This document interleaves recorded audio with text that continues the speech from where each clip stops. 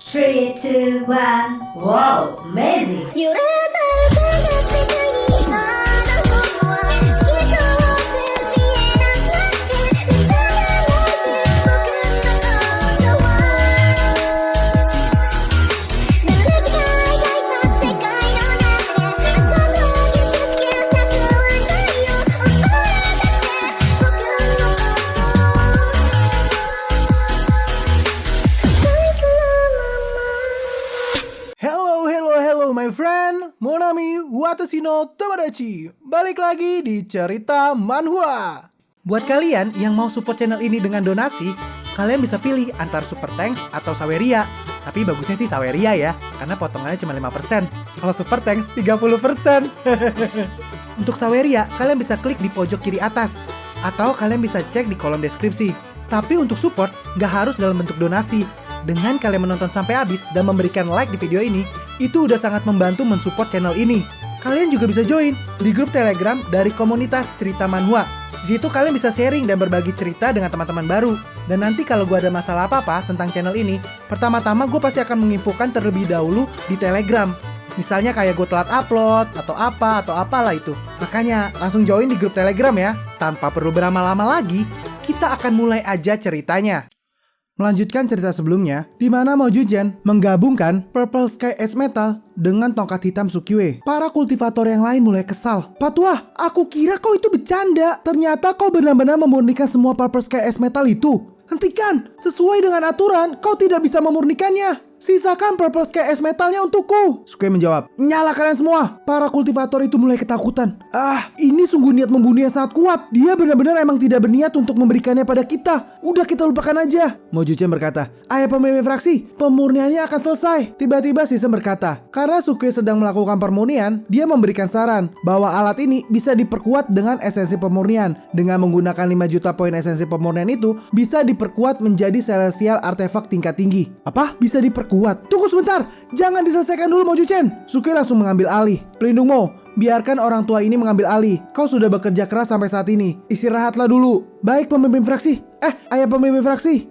Pertama-tama aku harus mengendalikan temperaturnya untuk mencegahnya dari pembentukan. Sistem, berapa poin esensi pemurnian yang aku dapatkan dengan mendaur ulang semua artefak yang tidak terpakai dalam inventory? Sistem memberitahukan, setelah mendaur ulang semua artefak yang ada dalam inventory, total esensi pemurnian yang terkumpul adalah 4,2 juta. Tampaknya aku masih kekurangan 3 atau 4 artefak lagi. Tunggu. Senpai, aku ingat kalau kau dipaksa untuk menikah dengan putraku gara-gara surat perjanjian itu kan? Senpai menjawab, bisa dibilang sih begitu. Oke, putraku itu memang suka menculik seseorang, dan aku tahu kau pasti juga korbannya. Bagaimana kalau kau berikan 10 celestial artefak padaku, dan dengan begitu surat perjanjiannya tidak akan berlaku lagi? Apa? Dalam hatinya, aku sudah menyetujui kontrak pernikahannya dengan Sukyue. Tapi tetua Su tiba-tiba bilang ingin membatalkannya. Kenapa sekarang aku menjadi ragu ya? Seorang kultivator yang ada di situ berkata, Tetua Su, apa kau kekurangan artefak? Aku tahu, kau adalah orang dengan keberuntungan yang sangat bagus. Aku bisa meminjamkan celestial artefak kepadamu. Tapi sebagai gantinya, bagaimana kalau kau membagikan beberapa keberuntungan kepada kami? Yang lainnya juga ikut nyaut. Iya, aku juga bersedia. Sukyue merespon, oke, siapapun yang bersedia meminjamkan celestial artefak akan diberi hadiah yang besar oleh orang tua ini. Setelah masalah di medan perang para dewa ini selesai, orang tua ini akan mengunjungi tempat kalian untuk berterima kasih. Kultivator perempuan itu berkata, kekuatan orang tua ini sebanding dengan seorang celestial king. Jika kita membantunya memurnikan artefak, dia pasti akan membalasnya di masa depan. Tetua Su, terimalah celestial artefakku ini. Yang lain juga ikut melemparkan celestial artefaknya kepada Sukyue. Terima kasih atas bantuan kalian semua. Orang tua ini tidak akan pernah melupakannya. Sistem, cepat daur ulang semua artefak ini. Seharusnya itu sudah cukup untuk kekurangan poinnya. Daur ulang pun selesai, dan Sukyue berhasil mendapatkan 5 juta poin esensi pemurnian. Lalu esensi pemurnian ini digabungkan ke dalam tongkat hitam itu. Setelah beberapa lama, akhirnya pemurniannya itu selesai. Semua orang tampak takjub. Apa? Tingkat tinggi? Tinggal 1 langkah lagi, itu akan mencapai divine artefak. Sukyue sangat senang. Akhirnya selesai. Sistem memberitahukan bahwa penguatan telah selesai, dan Sukyue mendapatkan celestial artefak tingkat tinggi. Lalu itu dinamai dengan tongkat Purple Gold Raja Acting. Dengan tidak sabar, Sukyue mencoba menggunakan tongkat hitam ini. Semua orang di sana merasakan kekuatan dari tongkat itu. Ini sungguh kekuatan yang luar biasa. Kita cukup beruntung bisa melihat kelahiran Celestial Artefak ini, Pai Chailing berkata. Dengan kekuatan Tetsuasu dan Celestial Artefak ini, tidak ada seorang pun di bawah Tai Immortal yang bisa menjadi lawannya. Sukue berkata, tongkat yang bagus. Tapi sayangnya ini masih belum cukup untukku. Lebih baik aku akan membawanya kembali terlebih dahulu dan memberikan ini kepada putraku untuk menjadi mainan. Para kultivator tidak habis pikir. Apa-apaan? Celestial Artefak tingkat tinggi dijadikan mainan? Dengan acting dari Sukue berhasil mendapatkan banyak force point. Sekarang Divine Fire-nya sudah padam. Tidak ada lagi harta karun yang bisa didapatkan di sini. Kalian semua bisa bubar sekarang. Seorang pria yang telah memberikan artefak immortalnya berkata, Tetsuasu, lalu artefak kami gimana? Tenang aja, fraksi ledakan surgawiku tidak akan pernah serakah hanya karena benda seperti ini. Orang tua ini pasti akan selalu mengingat bantuan kalian. Jadi, aku akan mengunjungi kalian besok. Pria itu menjawab, oke, kalau gitu kami akan menantikan kedatangan dari Tetsuasu. Dalam hati Sukue, domain celestial kisah. Aku tidak akan pernah menginjakkan kakiku di sana. Pai Chailing berkata, Duan Jude, Ergozi, orang-orang dari Danau Gyoku melihat kalian bersama dengan orang misterius. Apa orang itu bukan Sukue? Ergozi berkata, orang misterius? Apa kau membicarakan tentang pelindung Mo yang kuat dan tampan itu? Karena pujian itu, wajah Mo Chunchen berubah menjadi merah. Dalam hal wajah, aku memang bisa dibandingkan dengan pemimpin fraksi. Jadi wajar aja kalau banyak orang mengira aku adalah pemimpin fraksi. Mendengar perkataan dari Mo Chunchen, Sukue menjadi kesal. Ergozi berkata, sejujurnya kami sudah lama terpisah dengan Sukue dan sekarang kami nggak tahu di mana dia. Pai Chailing menjawab, oh jadi gitu. Dalam hatinya, barusan semua orang memberikan Celestial Artefak untuk membantu Tetsuasu agar berhasil menemukan artefaknya. Tapi aku malah tidak memberikan Celestial Artefak. Apakah kontrak pernikahannya akan tetap berjalan? Aduh, kenapa sih aku malah jadi teringat dengan dia? Sukue bertanya pada Ergozi. Ergozi, di mana Nona Liu? Aku ingin melihatnya. Kau ini benar-benar ya. Sampai saat ini saja, kau masih ingin melihat dia. Ya udah, ayo ikut denganku. Aku meletakkannya di sana untuk memulihkan lukanya. Saat Ergozi melihat tempat yang dijadikan tempat penyimpanan bagi Ergozi, itu semua telah hilang. Tunggu. Aku mengatur sebuah lingkaran sihir tersembunyi untuk menyembunyikan sebuah rumah kayu.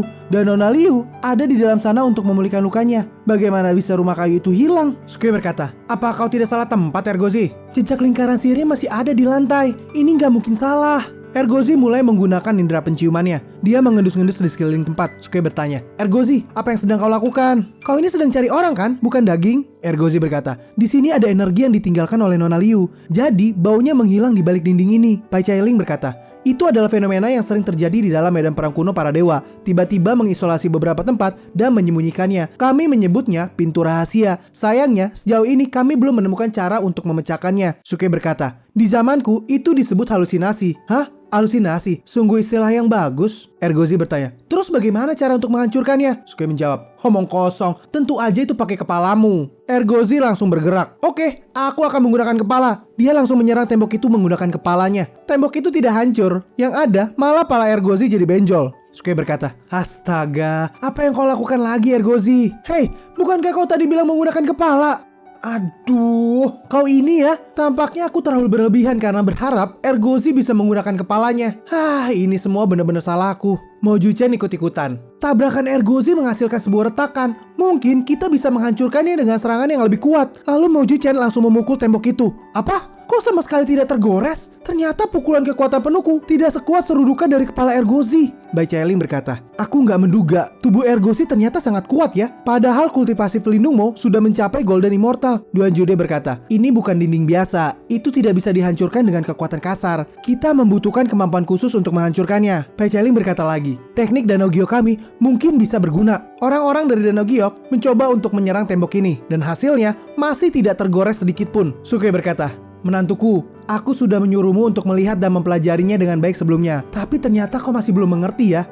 Tetsuasu, jika kau ingin menghancurkan penghalang semacam ini, kau hanya bisa menggunakan metode khusus untuk menghancurkan formasinya.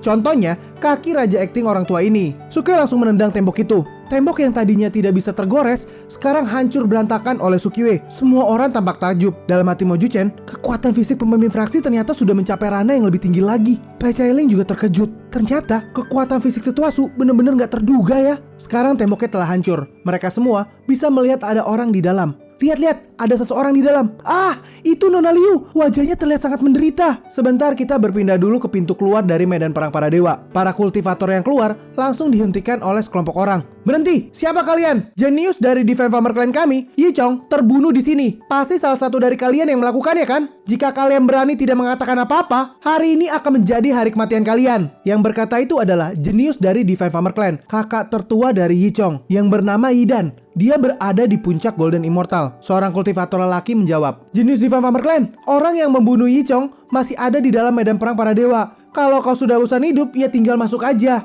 Sungguh arogan. Nggak peduli apa tingkat kultivasinya, aku akan menghancurkannya karena sudah berani membunuh adikku. Pelindung dari Divine Farmer Clan berkata, Yidan, tenanglah, alam rahasia ini hanya bisa dimasuki oleh mereka yang ada di bawah ranah Tai Immortal. Dan orang itu pasti tidak lebih kuat dari itu.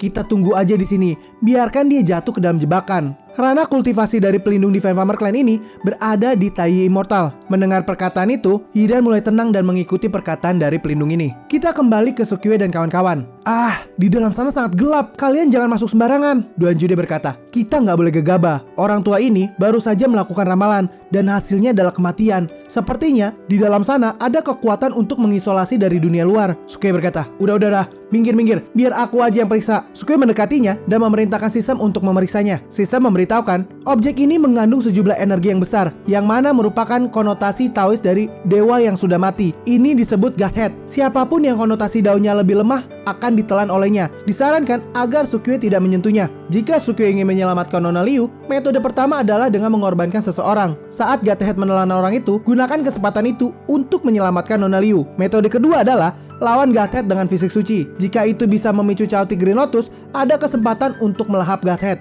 Ada dua cara. Yang pertama adalah merugikan orang lain dan menguntungkan diri sendiri. Dan yang satu lagi adalah dengan membahayakan diri sendiri. Mana yang harus aku pilih ya? Tidak ada orang jahat di sekitar sini. Aku tidak bisa begitu saja melemparkan seseorang ke dalam kematian. Dan satu-satunya orang yang bisa melawan penelanan dari Godhead adalah diriku sendiri. Jika Chaotic Green Lotus terangsang, itu mungkin bisa melahap Godhead. Kedengarannya ini cukup bagus. Sukyue berkata, kalian semua tunggu aja di luar. Jangan bertindak gegabah. Sukyue mulai melangkah masuk ke dalam. Orang-orang dari Danau Giok berteriak, hei kakek Su, apa yang ingin kau lakukan? Tetua Su, jangan lakukan itu. Sial, apa orang ini sudah gila? Dia bakalan mati di situ. Kini Sukyue sudah berada di dalam. Dan tiba-tiba ruangannya menjadi gelap total. Hah? Kenapa tiba-tiba menjadi gelap? Aku bahkan gak bisa mendengar suara dari luar. Dalam kondisi ini, Sukyue mencoba berteriak mencari Nona Liu. Nona Liu, kau di mana? Tiba-tiba dari belakang terdengar suara. Sukyue. Dengan kaget, Sukyue langsung menoleh ke belakang. Astaga, siapa itu? Jangan menakut-nakutiku. Saat dia melihat, ternyata itu adalah Nona Liu. Nona Liu, apa kau baik-baik aja? Sukyue, kenapa kau masuk? Cepatlah keluar. Udah, kau berhentilah bicara. Aku pasti akan membawamu keluar. Sukyue langsung menggendong Nona Liu dan berlari ke arah luar. Aduh, kenapa tidak bergerak sama sekali setelah berlari begitu lama? Nona Liu berkata, ini percuma aja. Kita ini bukanlah entitas, melainkan hanyalah jiwa. Bahkan jika kita lari selama setahun penuh, tubuh kita tidak akan bergerak dari tempat ini. Di mata orang-orang yang ada di luar, kita tidak bergerak setelah kita masuk ke sini. Kita tidak punya cara untuk melawan ruang ini. Kita hanya bisa membiarkan itu menghisap tahu kita sepenuhnya. Di sisi luar, Ergozi bertanya, pelindungmu, kenapa ayah pemimpin fraksi malah duduk setelah dia masuk? Seharusnya dia kan langsung membawa Nona Liu keluar. Mo-Ju-chan menjawab, aku pikir ini bukan karena ayah pemimpin fraksi tidak mau membawa Nona Liu keluar, tapi dia juga terjebak. Kemungkinan tubuh dan jiwa mereka dipisahkan secara paksa. Jadi kita hanya bisa melihat tubuh mereka duduk diam. Pai Cheling berkata, ada sebuah artefak yang bisa menangkap jiwa dari Danau Giok kami. Mo-Ju-chan menjawab, itu bagus dong. Kalau begitu, aku akan merepotkan Ses Danau Giok untuk menyelamatkannya. Gak masalah. Tetua Su juga merupakan tamu terhormat dari Danau Giok kami. Jadi tentu aja aku pasti akan membantunya. Kita kembali lagi ke dalam. Sukyue berkata, ternyata hanya jiwa kita yang bisa bertindak. Dan tidak heran, penyamaranku tiba-tiba hilang. Nona Liu berkata, kau itu bodoh ya? Kenapa kau masuk? Hei, jika kau dalam masalah, tentu aja aku pasti akan menyelamatkanmu. Ya udah, lebih baik aku mencoba melakukan transmisi spiritual. Kita lihat apakah Ergozi bisa mendengarkannya. Anjing bodoh, apa kau bisa mendengarku? Kau bisa mendengarku kan? Ergozi langsung merespon, ini Sukyue. Bukan, ayahnya. Sukyue berkata lagi, tubuh dan jiwa kami terpisah dan terjebak di dalam sini. Oh jadi gitu, pantas aja kami hanya melihat kau dan Nona Liu sedang duduk. Tapi kau tenang aja, kami menemukan cara untuk menyelamatkanmu. Sukue menjawab, kau nggak boleh masuk, ini tidak bisa diatasi hanya dengan tingkat kultivasi. Kau harus mencari cara untuk menyelamatkannya dari luar. Lalu Ergozi menyampaikan pesan Sukue kepada mereka semua. Aku menerima transmisi spiritual, tubuh dan jiwa mereka terpisah dan mereka terjebak di dalam sana. Pai Cheling berkata, ternyata itu benar. Aku akan mencoba untuk menyelamatkan nyawa mereka. Pai Cheling menggunakan artefak dari Naogiok untuk menolong Sukue. Tapi sayangnya, alat itu tidak bisa menarik Sukue. Yang ada, alat itu malah menembus tubuh Sukue. Pai Cheling berkata, jiwa mereka tidak di atas tubuh mereka dan artefaknya tidak bisa menangkap mereka. Ergozi, cepat kirimkan pesan. Cobalah untuk menentukan lokasi jiwanya. Ergozi mengirim transmisi lagi. Bocah, apa kau mendengarku? Di dalam sana kau bisa melihat sebuah kain kan? Itu adalah artefak milik Senpai yang bisa menangkap jiwa. Sukue menjawab, iya, aku bisa melihatnya. Coba kau gerakkan sedikit ke kanan. Ergozi menyampaikan instruksi dari Sukue kepada Pai Cheling. Sukue berkata lagi, itu terlalu kanan, kiri sedikit. Nah, oke, udah pas. Cepat tarik. Yang ditangkap ini adalah Nona Liu. Xiaokui, kenapa kau nggak keluar? Kau keluar aja duluan. Godhead sialan ini berani macam-macam padamu. Aku akan memberinya pelajaran. Kini jiwa dari Nona Liu bersatu kembali ke dalam tubuhnya dan Nona Liu berhasil ditarik keluar. Duan Jude berkata, Nona Liu, akhirnya kau keluar juga. Nona Liu berkata, iya, tapi Sukue masih ada di dalam. Cepat selamatkan dia. Pai Cheling kaget. Hah? Sukue? Duan Jude mencoba untuk menjelaskan. Enggak. Nona Liu sedang mengigau. Jadi dia salah sebut. Yang dia maksud adalah ayahnya Sukue. Duan Jude langsung berbisik pada Nona Liu. Nona Liu, jangan mengekspos identitas dari Sukue. Saat dia melirik ke arah dalam, dia melihat seorang pria tua. Sekarang dia mulai mengerti keadaannya. Pai Cheling berkata lagi, terus sekarang apa aku harus menyelamatkannya juga? Mo Juchen berkata, enggak. Tunggu sebentar. Sukue, bukan. Ayahnya itu memiliki otak yang berbeda dari orang biasa. Mungkin dia menemukan misteri yang tersembunyi di dalam sana. Di sana mungkin ada harta karun. Dengan artefak milik Senpai, tidak sulit untuk menyelamatkannya. Jadi, mari kita tunggu aja dulu. Nona Liu menjelaskan, ruang hitam itu adalah Godhead dari dewa yang sudah mati. Itu secara tidak sadar menyerap tahu dari para kultivator. Oh, jadi gitu. Nona Liu menambahkan. Sukue, ayahnya mungkin berpikir bagaimana cara untuk menyerap balik Godhead itu. Di sisi Sukue sedang melihat sebuah lubang hitam. Oh, ternyata kau menonton Nona Liu diselamatkan tapi tidak menghentikannya. Sepertinya itu adalah rencanamu, Godhead kecil. Sepertinya konotasi tauku lebih dalam ya. Jadi, kau ingin menyerap punyaku. Godhead itu meraung di depan Sukue. Aduh. Meskipun sudah lama mati, tapi itu masih memiliki sisa kesadaran ya. Dan tekanannya masih sangat mengerikan. Sayangnya, hari ini aku datang bukan untuk kau serap. Sukue maju menyerang Godhead itu. Dengan kakinya, Sukue mencoba menghancurkan Godhead ini. Tidak tinggal diam, Godhead menyerang balik. Dasar bocah, matilah kau sini. Hei, kau itu hanyalah orang yang sudah mati. Bukankah lebih baik kau mati dengan patuh? Dengan pukulannya, Sukue menghancurkan Godhead itu. Tapi sayang, Godhead ini menyatu kembali. Kau benar-benar ulet juga ya. Sepertinya kekuatan fisik aja nggak bisa mengalahkanmu sepenuhnya. Kalau begitu, aku akan mencoba artefakku yang baru ini. Bukan hanya tubuh kuat Dewa Neraka yang aku dapat saat menerima warisan Dewa Neraka, tapi aku juga mendapatkan skill. Mereka beradu serangan. Lagi-lagi, Sukue berhasil menghancurkan Godhead itu. Saat Godhead ini ingin menyatu kembali, Sukue menggunakan Occult and Ghostly Ice Fog Hand. Dengan skillnya itu, dia dengan mudah menangkap Godhead, lalu meremukannya kembali menjadi berkeping-keping. Mau bagaimanapun, dia hanyalah orang yang sudah mati, jadi tidak ada gunanya meskipun memiliki gelar Godhead. Dia itu penuh kerentanan. Godhead itu berkata, bocah, teknikmu itu adalah teknik pedang Hades. Sukue berkata, oh, kau kenal Dewa Neraka Hades? Tentu aja aku tahu. Jika bukan karena dia, bagaimana mungkin aku berakhir di tempat ini? Sukue berpikir, oh, ini adalah medan perang para dewa. Apa mungkin Hades membunuh banyak dewa di sini termasuk makhluk ini? Ini mulai semakin menarik. Sukue berkata, iya, aku adalah pewaris Hades. Kau itu ikan yang menyelinap melalui jaring. Kau berani-beraninya menyerap tahu kultivator tidak bersalah yang ada di sini untuk bangkit kembali. Hari ini, aku akan membunuhmu atas nama Master Hades. Hei, bagaimana mungkin kau pewaris Hades? Kembali Sukue mempersiapkan tongkatnya. Tunggu, jangan menyakitiku. Aku bersedia memberimu beberapa keuntungan. Kau berani merayuku? Jangan pikir aku akan melepaskanmu. Tenanglah dulu, aku bisa menyediakan kekuatan celestial untukmu. Itu akan cukup untuk membantumu mencapai Heavenly Immortal. Apa? membantuku mencapai Heavenly Immortal. Kenapa juga aku harus mempercayaimu? Kau harus percaya, demi bisa bangkit suatu hari nanti, aku sudah menyerap energi langit dan bumi selama bertahun-tahun. Aku akan masuk ke dalam tubuhmu. Dengan begitu, aku bisa membantumu meningkatkan kultivasimu dengan cepat. Kau itu bukan apa-apa, melainkan hanya bocah human immortal. Aku bisa menyediakan sejumlah besar kekuatan celestial agar kau dipromosikan ke ranah Heavenly Immortal. Suke berkata, mungkin yang kau katakan itu ada benarnya. Jadi, aku akan mengizinkanmu untuk melakukan itu. Dalam hati Sukue, pertumbuhan dari Chaotic Green Lotus membutuhkan kekuatan celestial dalam jumlah besar. Mari kita lihat apa kau mampu untuk memberinya makan. Lalu jiwa Sukue kembali ke dalam tubuhnya. Gatet itu berkata lagi, kau harus bersumpah ya. Setelah kau mendapatkan kekuatan celestial dariku, kau harus keluar dari sini.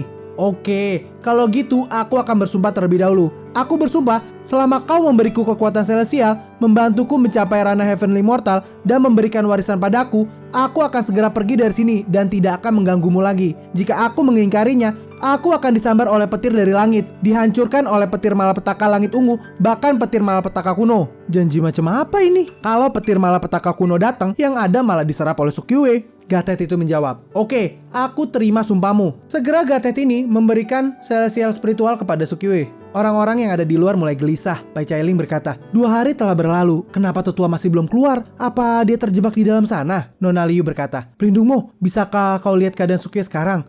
Ayahnya maksudku, apa dia masih baik-baik aja di dalam? Oke, biar aku lihat dulu. Ruang itu memiliki efek perisai. Aku hanya bisa melihatnya masih duduk bersila di sana. Saat Moju-chan melihat wajah dari Sukue, Sukue memberikan senyuman. Dalam hati Moju-chan, dia tersenyum. Apa pemimpin fraksi baik-baik aja? Lalu Moju-chan berkata, aku pikir ayah pemimpin fraksi tidak dalam bahaya, jadi kau tenang aja. Benarkah? Iya benar. Sepertinya ayah pemimpin fraksi menemukan warisan di dalam sana dan sedang berusaha untuk melakukan terobosan. Duan Jude berkata juga, untuk sekarang lebih baik kita tunggu aja dia. Mungkin sebentar lagi dia akan keluar. Kita berpindah terlebih dahulu ke pintu keluar. Ini udah seminggu penuh berlalu. Kenapa mereka masih belum keluar? Para kultivator yang keluar dari sana membuktikan bahwa tidak ada warisan di dalam sana. Lalu apa yang mereka lakukan di dalam sana? Pelindung Divine Pamerkan berkata, tenang aja, medan perang kuno ini hanya memiliki satu jalan keluar. Selama kita menunggu di sini, cepat atau lambat mereka juga pasti akan keluar. Yidan semakin kesal. Sial, musuh yang membunuh adikku jelas-jelas ada di dalam sana. Bagaimana bisa aku diam aja di sini?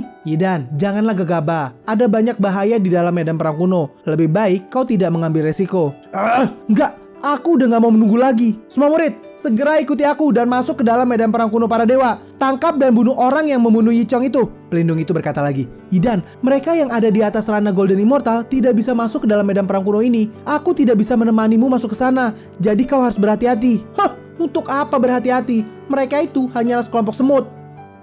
Dengan ini, video ini pun berakhir. Kita akan lanjut lagi di video berikutnya. Gue yakin kalian pasti penasaran kan dengan kelanjutannya? Makanya jangan lupa subscribe dan nyalakan lonceng notifikasinya agar kalian tidak ketinggalan video-video gue berikutnya. Jangan lupa juga untuk like, komen, dan share ke sosial media kalian agar makin banyak orang yang kenal dengan channel ini. Sehingga kami makin semangat untuk buat video-video berikutnya. Sekian dulu video dari Cerita Manhwa. Kita akan lanjut lagi di video berikutnya. Sampai jumpa semuanya and sayonara. This is Cerita Manhwa untuk lo semua. Jangan lupa sawer jika kalian suka. Hei kalian, mohon perhatian. Ini ku persembahkan untuk kalian. Aku butuh cuan untuk kebutuhan, karena editor pun butuh asupan. Lirik ini tanpa kepalsuan.